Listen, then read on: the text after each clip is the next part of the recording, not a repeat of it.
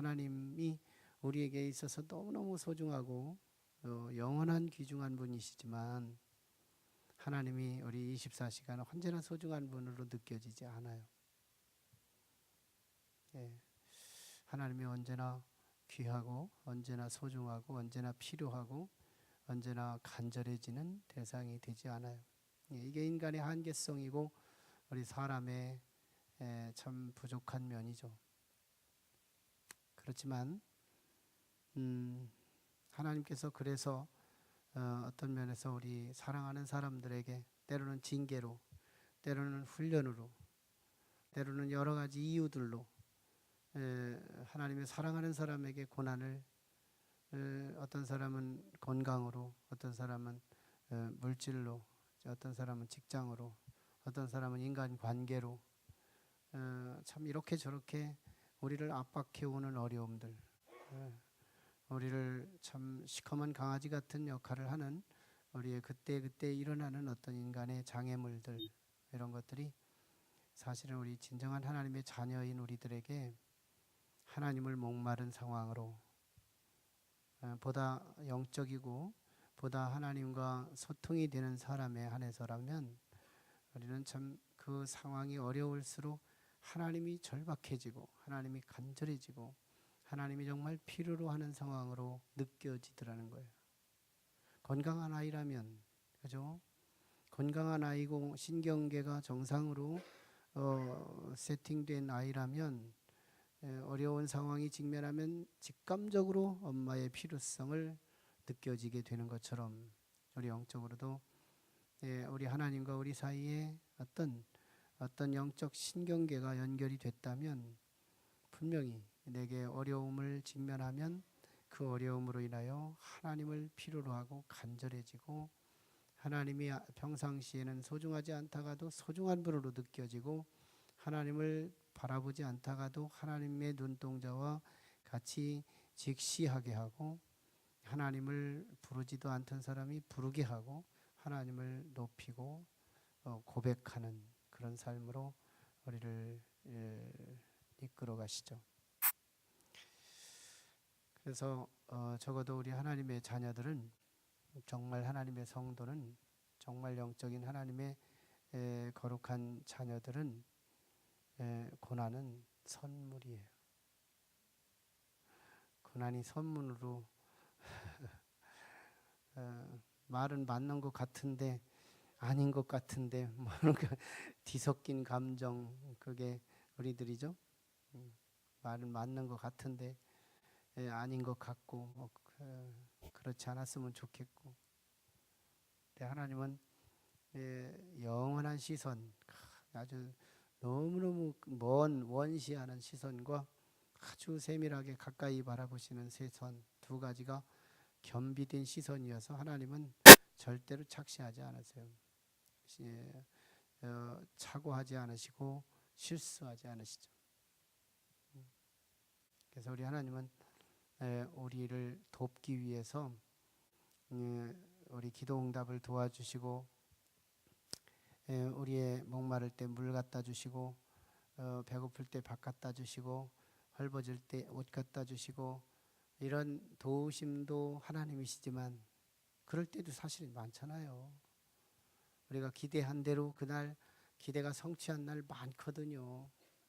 실제로 하나님이 양성적으로 우리를 도우신 날이 꽤 되거든요. 사탕봉지 들고 과자봉지 들고 우리가 좋아하는 어떤 그거 가지고 우리에게 나타나셔서 우리를 채워주신 날 꽤 되거든요.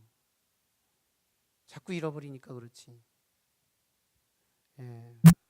빼앗긴 날이 얻은 날보다 더 작은데도 빼앗긴 기억이 더 강하고 더 오랫동안 여훈이 남는 것이 사실이기 때문에 잃어버린 날보다는 얻은 날이 더 많아서 오늘 우리가 여기 있는 거거든요. 하나님은 우리를 돕기 위해서 좋은 것으로 도우시지만 때로는 안 좋은 것으로도 도우신다는 거.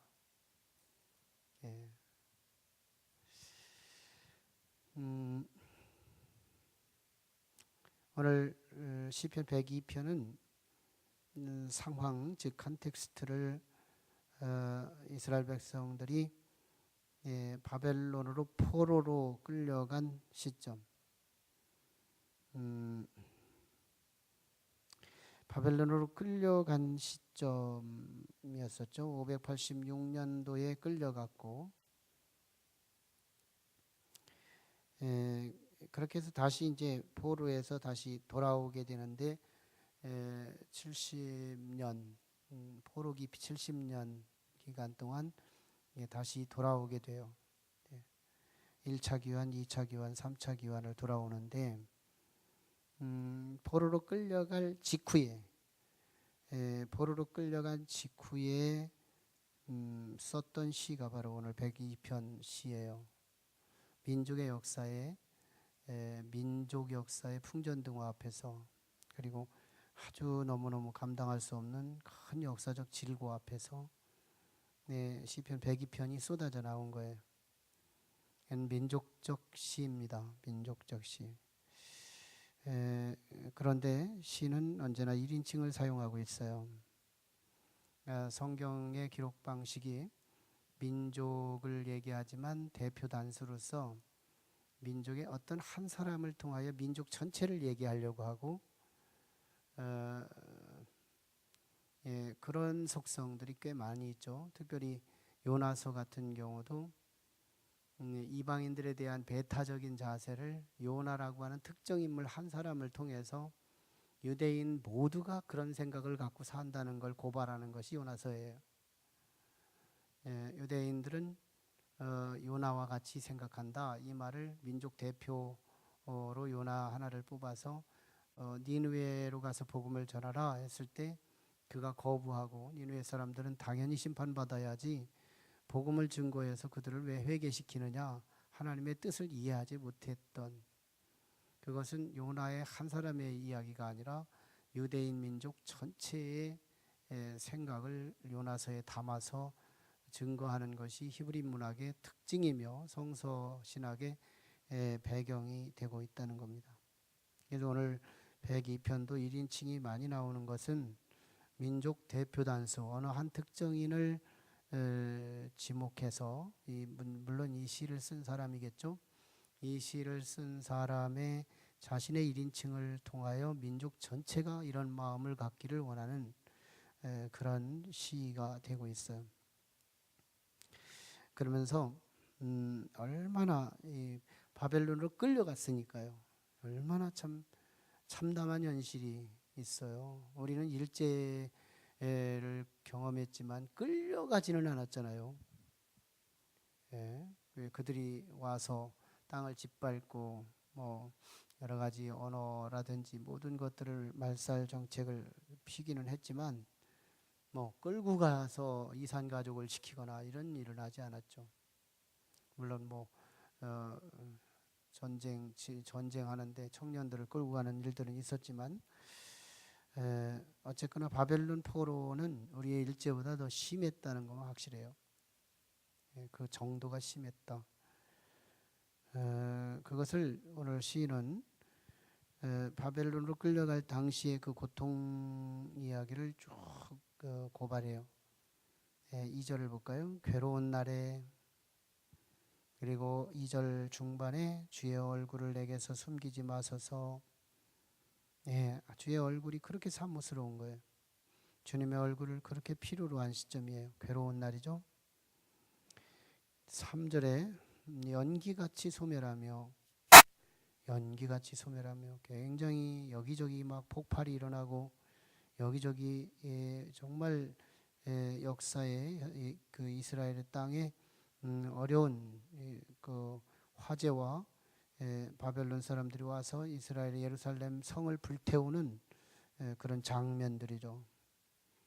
기라성 같은 건물들이 원수들이 와서 불을 지핌으로 금세 잿더미가 되어가는 그런 모습들. 3절 숯같이 탔음이니이다.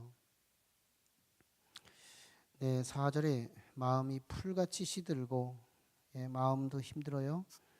5절에 살이 뼈에 붙었나이다. 살이 팍팍 빠지고 있어요.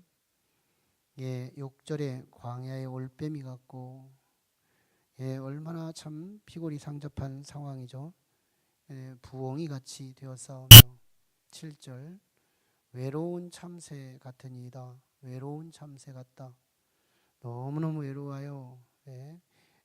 가족들이 이산됐으니까 서로 아버지는 아버지대로 엄마는 엄마대로 따로 끌려가고 자식은 자식대로 끌려가며 이제 각각 외로운 삶으로 비참한 포로기가 되는 거예요. 8절에 나를 비방하고 얼마나 니들이 정말 하나님 앞에 죄를 졌으면 그러니 하고서 비방을 당하고요. 정말 엎친 데 덮친 격으로 설상가상으로 비방하는 세력들까지 생겨나요. 9절에 나는 죄를 양식같이 먹으며 죄를 먹어요. 먹을 게 없어서 죄를 먹어요. 불탄 예루살렘, 불탄 건물 그 흔적들을 먹어야 사는 그런 상황에 있어요. 눈물 섞인 물을 마시고 얼마나 날이 기울어지고 11절에 풀에 시들어짐 같이 이런 어마어마한 시련과 어려움이 지속되고 있는 1절로 11절이 고난 고발입니다. 고난 고발. 자, 이렇게 유다 국가에 어려움이 도래했어요. 자, 그런데 오늘 우리는 우리들도 닥칠 수 있는 이 정도는 아니래도 우리에게도 이런 고난이 올 수 있는 이것을 열려 있잖아요. 그때 우리는 고난을 호소할 대상이 있느냐는 거예요.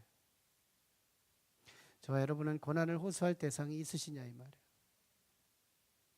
이게 너무 중요하다는 거예요.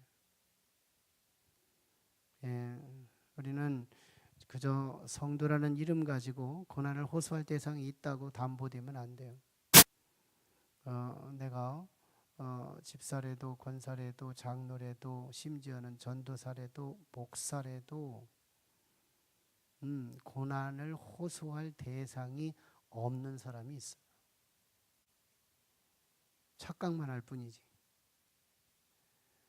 내게 닥쳐온 이 검은 강아지, 무서운 사납고 시커먼 강아지가 내 앞에 닥쳤을 때, 그 고난을 아리고 품에 안길 엄마의 품이 있냐 이 말이에요. 어린아이는 실제로 엄마가 있으니까 찾아가듯이 우리도 실제로 있어야 찾아갈 수 있다는 거예요. 과연 나도 내가 고난을 호소하며 이 고난을 고발하고 이 고난을 아뢰고 이 고난에서 해방되기 원하고 이 고난에서 구원되기 원하는 대상이 있냐 이 말이에요. 한 번, 두 번 집적되는 소리는 가능하지만 한두 번 해봐서 응답이 안 되면 의뢰이 안 되는 걸로 치부하며 하나님과의 관계를 시도하다가 멈추는 일은 있을지 모르지만 정말 응답될 때까지 계속해서 내 문제를 가지고 그분에게 찔러댈 수 있는 대상이 있냐 이 말이에요.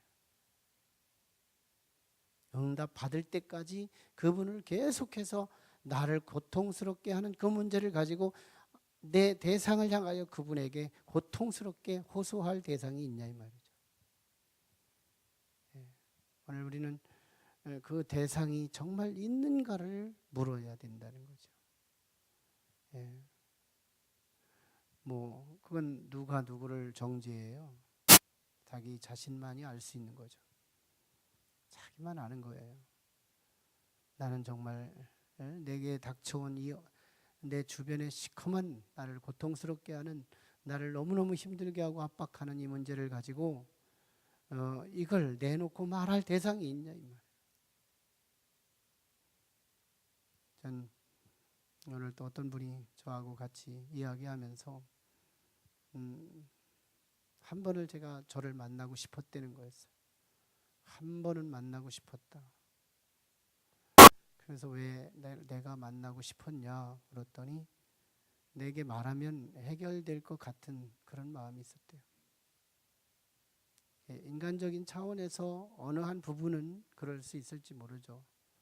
나는 그와 같은 심정 가지고 가장 궁극적으로 뭔가 그분에게 가서 말을 하면 해결이 될 대상이 있냐 이 말이죠. 그게 엄마라면 작은 위로가 있을 것이고, 그게 진정한 스승이라면 그에게도 적잖은 위로가 있을 것이지만, 그러나 조금 있다 다시 시작될 문제 앞에 놓이는 불완전한 위로가 되겠죠. 가장 궁극적으로 그분에게 계속해서 말씀을 드리고, 그래서 이 고난 때문에, 고난 덕분에 사실은 엄마의 품이 더 따뜻한 걸 경험하고, 이 고난 덕분에 하나님이 누구신가를 더 설명할 만한 경험이, 체험이 내게 있는 말이죠.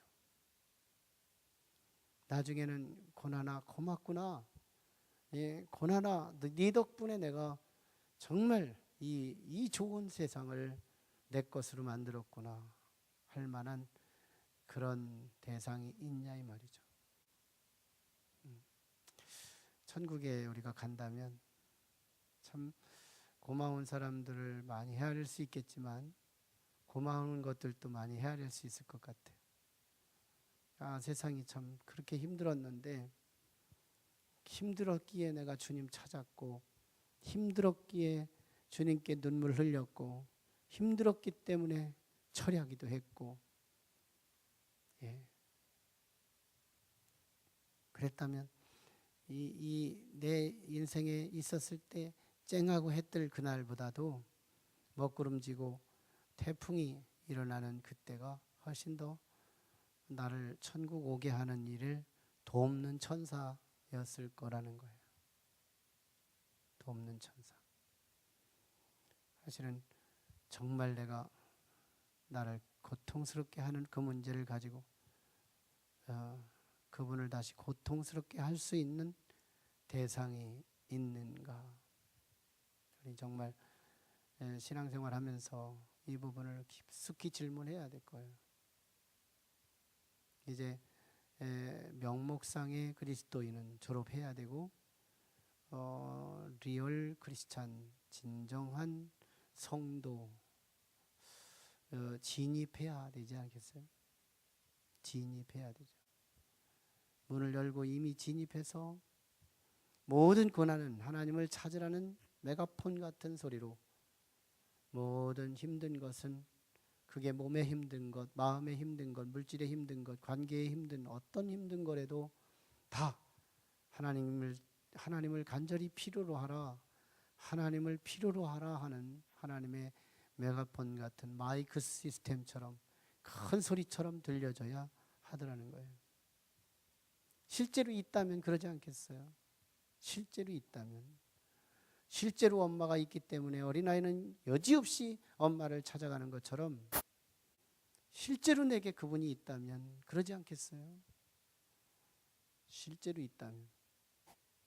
우린 오늘 바벨론 포로기 초기에 이스라엘 백성들이 이런 고통, 얼마나 고통이 심했어요. 이 단어 하나만 엮어가도 이런 고난은 우리는 경험 못 해봤어요. 단어만 엮어봐도. 문맥까지 아니래도 단어만 엮어놔도 이렇게 시커먼 역사가 어디 있어요. 근데 지금 시인은 이것 가지고 하나님을 찾잖아요. 1절이죠. 여호와여 내 기도를 들으시고 나의 부르짖음을 주께 상달하게 하소서. 기도하고 있잖아요.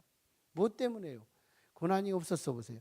2절에서 11절까지 이 고난이 없어 보세요. 1절이 날아가는 거예요. 네, 1절은 2절로 11절로 인해서 1절이 태동된 것입니다. 이게 진정한 성도의 생리적인 원리인 것이죠. 자, 그러면서 시인은 지금 하나님이 일어나기를 원해요. 하나님이 일어나셔서 자기들을 시온으로 돌아오기를 원하고 있어요. 시온으로 돌아오기를 원한다. 그래서 13절에 중간에 시온 나오죠. 14절 중간에 세 번째 단어에 시온이 나오죠. 16절에 시온이 나오죠. 20절에 시온이 나오죠. 지금 시인이 시온을 잃어버리고 난 이후에 시온의 소중함을 발견한 거예요. 소위 시온주의, 소위 시오니즘, 이게 유대 사회에 얼마나 큰 생명력이었는지 몰라요. 교회를 가지고 있을 때는, 교회가 내 교회로 삼고 있을 때는 이 교회가 별로 중요한 것 같지 않았는데, 교회를 잃고 보니 교회가 그렇게 중요했던 것을 아는 거예요. 이게 이스라엘 백성들이 바벨론으로 끌려갔으니까 예루살렘 성을 잃어버렸잖아요. 예루살렘 성이 시온이거든요. 왜? 하나님을 품고 있는 땅이거든요. 하나님을 품고 있는 건물이거든요. 하나님을 품고 있는 성이거든요. 그래서 거기는 하나님을 상징하는 거거든요. 시온 하면 하나님 계신 곳 이거거든요. 하나님 계신 그곳에서 시인은 지금 하나님이 일어나시기를 원하는 거예요. 시온 한 센터에 계신 우리 하나님께서 자기 자리를 들고 뭔가를 하기 위해 일어나시기를 원하는 13절이죠. 주께서 일어나사 시온을 긍휼히 여기시리니, 빼앗긴 시온, 헝클어진 시온, 불화재가 일어난 시온, 망가진 시온, 이것을 보고 하나님의 긍휼하심 속에서 다시 세워지기를 희망하며 일어나시는 하나님. 이스라엘 백성들의 실제 이스라엘 역사 속에요, 이 시오니즘이 이루어낸 힘이 얼마나 큰지 아시나요? 시오니즘이, 이게 바로 바벨론 586년도에 끌려갔다가 70년 만에 돌아올 때 1차적으로 이 시오니즘의 힘을 발휘해요. 바벨론으로 끌려갔던 그들이요, 시온을 그렇게 사랑할, 바벨론 있는 동안에 시온을 가고 싶은 이 갈망, 목마름, 이게 얼마나 절박했는지 몰라요. 성전을 가장 사랑했던 때가 언제인지 아세요? 포로기 때였어요. 성전을 잃어버리고 난 이후에 성전을 그렇게 사모했던 이스라엘 역사 속에서 그들이 시온 안에 있을 때는 시온의 소중함을 몰랐지만 시온을 억지로 잃어버리고 난 이후에는 시온을 가고 싶어지고, 시온에 계신 그 하나님이 다시 소환하기를 원하시며, 다시 소환하기를, 일어나셔서 다시 와라 하면 언제든지 올 수 있다는 믿음 하나 가지고, 이 시온주의를 가지고 이스라엘 백성들이요, 그 바벨론에서 그 어려운 시련을 다 이겨내요. 이 시오니즘의 근육 때문에 이스라엘 백성들은 살아남는 거거든요. 이 시온주의, 이게 이스라엘 백성들의 영적 근육이었어요. 오늘 우리는 우리 교회주의, 우리 하나님 성전주의, 성전 중심. 전 가장 안타까운 것이 교회를 욕할 때 나도 고개를 끄덕거리고, 교회를 욕할 때 나도 같이 한 입술 보태는 사람이 가장 불쌍한 거예요. 저는 이 교회가 성전보다 더 위대하고 더 윗자리에 계신 그런 곳이 교회인데, 성전이 게임이 안 돼요. 이 교회는 성전이 얼만큼 제약적이고 얼마나 불완전한 존재인지 아세요? 성전은 이스라엘 땅의 희망이지만, 그러나 성전은 제사가 수많은 생명이 죽어야 되는 곳이에요. 그러면서도 아직 다 안 죽었어요. 내일 또 죽어야 돼요. 내년에 또 죽어야 돼요. 10년 뒤에도 또 죽어야 되는 곳, 계속 죽어야 사는 것이 성전이에요. 우리는 성전을 위에다 놓고 교회를 밑으로 막 굉장히 천시 여기고, 교회를 욕하는 일에 너무너무 쉽게 욕해요. 우리 정말 그렇게 무지할 수가 없어요. 우리 가정이 안전하고, 우리 가문이 안전하고, 우리 자녀가 잘 되기를 원하면 교회 욕할 때 우리 교회 네 교회 할 것 없어요. 교회를 욕할 때 내 말을 섞지 말라. 차라리 그를 대적하라. 레위 자손처럼 말해요. 교회가 당신 집 사업을 망쳤어요? 교회가 당신 집한테 손해보게 했어요? 왜 그렇게 해요? 괜히 이러가면서 하나님의 분노를 한번 쏟아볼 필요가 있잖아요. 성서적으로 한번. 하나님이 그날을 중심으로 우리 가정을 세우실지 알아요? 우리는 쉬운 편에 서야 되는 거예요. 쉬운 편. 막 성전은 사람 계속해서 생명이 죽어야 사는 비밀이 들어 있고요. 성전은 아무리 뭐 해도 둘로 나눠져 있어요. 하나님 계신 곳, 사람이 있을 곳. 그리고 일반 성도는 오지도 못할 곳. 이게 성전이에요. 얼마나 폐쇄적이고 닫혀 있어요. 근데 교회 보세요. 이제 다시 안 죽어도 돼요. 예수님이 한 번 죽었기 때문에 다시 죽지 않아도 되는, 생명만 끓는 그런 곳이 교회예요. 교회는 하나님과 성도가 만나는 축제의 미팅 장소예요. 지성수가 없어졌어요. 그래서 휘장이 쫙 찢어졌고, 그래서 하나님과 이곳에서 하나님을 직접 독대하며 예배할 수 있는 곳이 교회거든요. 너무너무 좋은 곳이 교회예요. 교회는 성자를 더 붙여야 돼요. 구약식으로 표현한다면 예수님을 죽여서 산 곳이 교회이기 때문에, 성전은 짐승을 죽여서 만드는 곳이 교회, 성전이었다면 교회는 예수를 죽여서 세운 곳이 교회였기 때문에, 이게 뭐 그 성전하고 게임이나 돼요. 저는 성전을 무시하는 말이 아니에요. 교회의 성전 우위에 있다는 사실을 선포하고자 하는 말씀이에요. 그러면 우리는 교회 중심적 신앙생활이 얼마나 영적 근육 역할을 하는지 몰라요.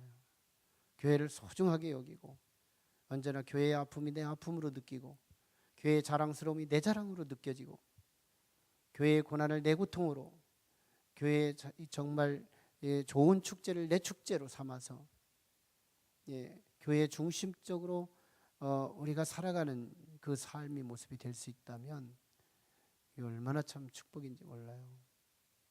이스라엘 백성들의 히브리 전통과 일맥될 수 있는 신앙은 시온주의 신앙, 즉 교회 중심적 신앙이 우리에게도 계승되어야 한다는 거예요.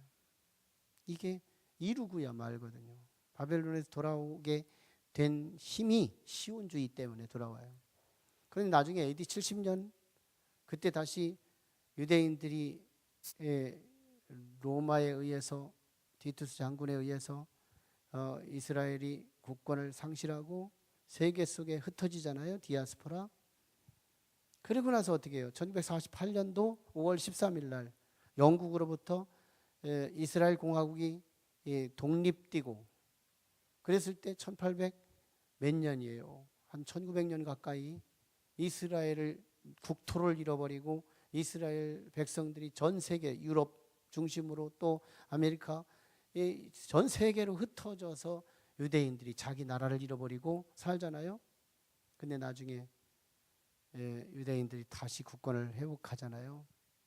국권을 회복했던 그 저력이 뭔지 알아요? 시온주의예요. 여전히 시온주의. 성전 중심 의식이 잃어버렸다가도 1000년이 지나 2000년이 가까워도 다시 찾고자 하는 힘이 시온주의였다는 거예요. 그래서 오늘 포로기에서 끌려갔던 그들이 이제 다시 돌아올 수 있는, 결과는 돌아왔잖아요. 다시 돌아올 수 있었던 그 큰 저력은 오늘 본문에서도 시온주의가 그대로 쏟아지고 있어요. 그리고 나서 이제 하나님께서 반드시 우리는 돌아올 것이라는 기도를 한 자의 확신입니다. 반드시 우리는 돌아올 것이라고 하는 희망과 소망을 가지고 지금 기도를 마무리하고 있어요. 23절에서 끝절까지. 25절 특별히 보면, 주께서 옛적의 땅에 기초를 놓으셨사오며, 옛날에 우리가 빼앗기기 전에 말이죠, 하늘도 주의 손으로 지으신 바니이다.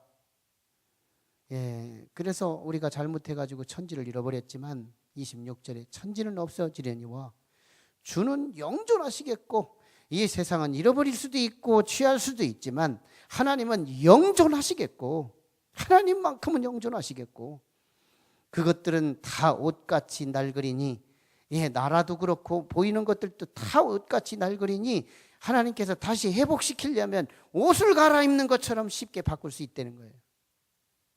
어렵지 않다는 거예요. 의복같이 바꾸시면 바뀌려니와 다시 회복시킬 수 있는 놀라운 소망을 선포하고 있어요.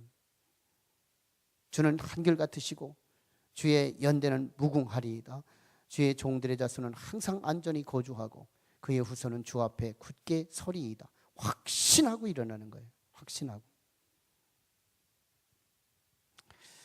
미국의 조지 워싱턴이라고 하는 장군이 있었는데 그분이 미국의 아메리카 독립전쟁을 치를 때 포지 계곡에서 전투를 하게 됩니다. 그때 한 겨울이었는데 너무너무 추운 겨울에 그 여러 가지 그 추위를 극복할 수 있는 뭐 옷이라든지 또는 양식이라든지 또 뭐 필요한 여러 가지들을 그렇게 구비하지 못한 채로 전쟁에 치르게 돼요. 그래서 이제 미국의 많은 군사들은 서로 입에서 입으로 부정적인 언어를 말하게 돼요. 우리는 이제 졌구나. 우리는 이 독립전쟁에 진다.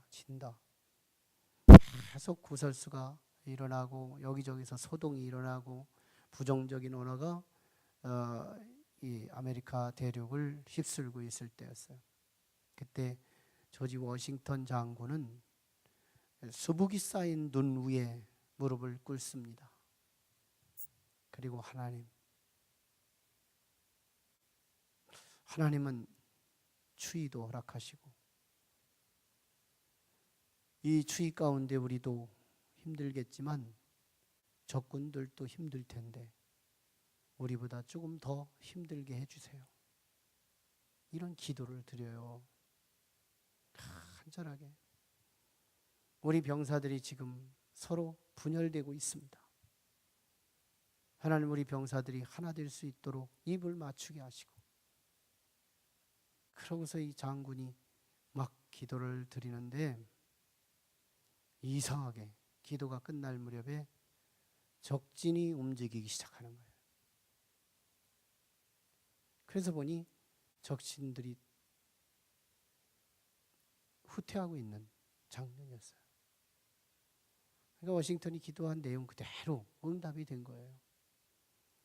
아군들도 너무 추워서 배고파서 이 전쟁 포기하고 이 전쟁은 졌다고 포기하고 있을 그때 지도자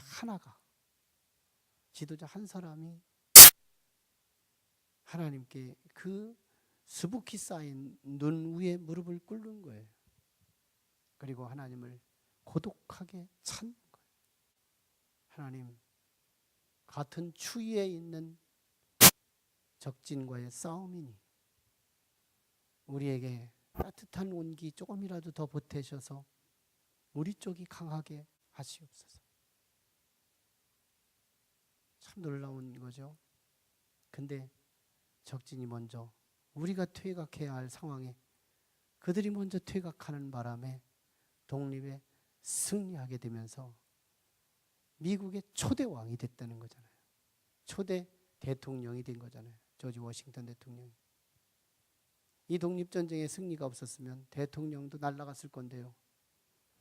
그 많은 사람들의 입술이 서로 분분해지고 다 망했구나, 이제는 끝났구나 하는 그 틈바기 속에서 아직 남았구나 하는 외로운 입술 하나, 하나님을 붙들고 흔들어대는 그 입술 하나가 이스라엘의 독립전쟁에 승리하게 했더라는 거예요. 저는 우시야 왕이 죽던 해에 50대 왕이었거든요. 그때 당시 50대 왕은 황금기이고 왕이 50대 초반이다. 뭐 이렇게 하면 국제적으로도 안정감 있는 나라 이렇게 인정되는 그런 시대였거든요. 근데 50대 왕이 죽었어요. 우시야 왕이. 그때 이스라엘 백성들이 큰일 났구나. 가장 우리가 든든하게 여기고 황금처럼 여기던 왕이 죽었으니 큰일 났구나. 이스라엘 땅에 다 큰일 났다 소리만 하고 있을 그때 누가 고독하게 찾아와요? 이사야가 성전을 찾아가는 거예요. 다 입술로 큰일 났다고만 하고 있는 그 시점에 한 사람이 찾아가는 거예요. 하나님의 성전에. 그게 이사야 6장이잖아요. 그래서 성전에 들어가서 놀라운 환상을 보면서 하나님이 거기 계신 걸 보고, 그리고 자기가 죄인인 것을 깨닫고, 그리고 저 백성들이 왜 망하는지를 알려주기라고 하는 말을 누구에게 전해야 될까? 메신저를 찾고 있는 하나님을 향하여 제가 가겠습니다 하고 자원하면서 소명을 받았던 이사야 선지자. 예, 역사가 어려우면 많은 분량은 큰일 났다는 입술을 패스하는 일에, 예, 얼마나 참 동조자들이 많은지 몰라요.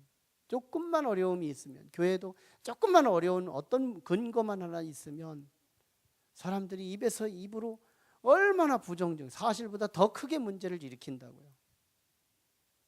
그럴 때 소수의 수북히 쌓인 눈더미 위에 무릎을 꿇으려는 사람, 세상은 다 큰일 났다고 외칠 때 나 혼자 성전에 들어가서 통곡하고 울고 기도할 수 있는 그 사람, 그런 소수가 사실 필요하더라는 거예요. 어느 가정이든 다 믿음이 뜨겁게 충전되기를 원하지는 않으세요. 그 가정에 누군가 하나가 믿음의 불꽃이 튀고 있는 사람 하나만 있으면, 가장 고난기 때 자기 혼자, 집안 식구들은 다 큰일 났다고 하고 절망을 느끼고 한숨을 쉬고 있을 때 어느 한 사람, 가족 구성원 중에 하나만 바로 서서 성전을 찾을 수 있는 사람이 있다면 저는 그 가정은 미래가 기다리고 있다고 믿어요. 다 의인 되기를 원하지는 않으시는 거예요. 우리 교회도 소수의 그 눈 쌓인 그 위에 무릎을 꿇는 사람, 아무도 사람들 바라보지 않을 때 성전을 고요히 찾아와서 목 놓아 하나님을 부르짖고 찾을 수 있는 소수의 사람, 이런 사람이면 역사를 타개하고 문제를 극복하고 없었던 것보다 더 좋은 과정을 만들어낼 수 있는 역사의 주역이 될 수 있다는 얘기죠.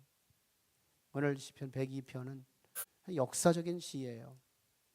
얼마나 유대인들에게 있어서 가장 힘들고 어려웠었던 시. 그래서 실제로 바벨론 포로기 때 믿음의 기라성 같은, 내노라 하는 믿음을 가진 사람들이 포로기 때 다산하잖아요. 참 많이 나오잖아요. 왕정 시대 때 왕정 초기, 중기, 후기 이런 믿음을 나타낸 사람들이 없었잖아요. 그래서 오죽했으면 포로로 끌려갈 만큼 하나님께서 응징을 하셨겠느냐고. 근데 포로로 막상 끌려간 이후에 시온을 사모하고 시온주의가 막 바벨론에 포진돼서 기도하고 회개하고 그러는 과정 속에 다니엘이 나오고 사드락 메삭 아벳느고가 나오고 모르드게가 나오고 에스더가 나오고, 느헤미야가 나오고 어마어마한 사람들이 그곳에서 다산에서 나오잖아요. 참, 오늘도 우리에게 닥쳐오는 어떤 크고 작은 고난은 고난 자체의 문제가 아니에요. 고난은 누구에게나 와요. 실제로 넥타이 차고 웃고 통곡하고 기뻐하고 좋아하는 그 사람이 있거든. 착시하지 마세요. 절대로 착시하지 마세요. 저 사람은 행복하고 나는 불행한가? 흑백 논리로 보지 말라고요. 저 사람의 웃음 뒤에 아주 너무너무 고통스러운 죽음 직전에 절박감을 누리고 있는 그 그늘짐을 볼 줄 알아야 우리 인생은 완주할 수 있어요. 속지 말라. 다 아프다. 다 아파요. 다 가슴앓이가 있어요. 다 너무너무 참 그늘진 영역이 있어요. 남한테 쉽사리 내놓고 말할 수 없는 그것들이 다 있죠. 그렇게 해서 하나님 반쯤 자리에 가서 한번 내려다보면 참 불쌍하죠. 다 불쌍한 요소가 있어요. 저도 좀 불쌍하게 좀 봐줬으면 좋겠어. 나를 불쌍하게 봐주는 사람이 별로 없어. 좀 이렇게 좀 불쌍하게 봐줬으면 좋겠어. 나도 성도들 불쌍하게 보려고 노력하고 있고, 아무튼 다 먹구름이 다 하나씩 껴 있고 활자처럼 끼고 있고 다 고통이 있다니까요. 문제는 고통이 있느냐 없느냐의 경쟁이 아니고 고통이 있으면 기댈 때가 있느냐 이거예요. 고통을 호소할 때가 있느냐 이거예요. 이것이 우리의 경쟁이에요. 진짜 있으면 그분에게 개기고 그분에게 가서 매달리고 그분에게 끝까지 호소해서 쟁취하고 말죠. 우리 성전 건축의 그 모진 고난들, 사실은 우리 하나님 앞에 그때그때마다 그 힘든 모든 것을 하나님께 매달려서 대그장이 써서 끌어낸 거잖아요. 우리는 직감적으로 그걸 보고 여기까지 왔잖아요. 중요한 건 고난의 유무가 아니고 고난을 호소할 대상이 있냐는 거예요. 기도하겠습니다. 우리 같이 기도해요. 하나님 앞에 기도할 때 하나님, 이 땅은 누구나 성도건 비성도건 악인이건 의인이건 다 숨은 고민거리가 있어요. 아픔이 있어요. 그런데 딱 둘만 있습니다. 아픔이 있어도 운명인 척, 팔자인 척, 의뢰이 그런 거지 하고 지나가는 무감각한 인생이 있는가 하면, 그러면서 좌절하고 낙심하는 인생이 있는가 하면, 고난만 오기만 하면, 시루라기 같은 바람만 불기만 하면 어린아이가 엄마를 찾아가듯이, 장난감 가지고 놀다가도 조금만 땅이 진동만 하면 엄마를 찾아가듯이 고통이 조금만 도래하면 하나님을 찾는 빈도가 많아지고 하나님의 가슴 파기로 파고 들어가는 성도 하나가 필요한 시대에 있습니다. 하나님, 나는 그런 사람인가요? 나는 그런 성도인가요? 정말 내가 하나님이 언제 필요한지를 알고 분별할 줄 알고 신앙할 수 있는 사람인가요?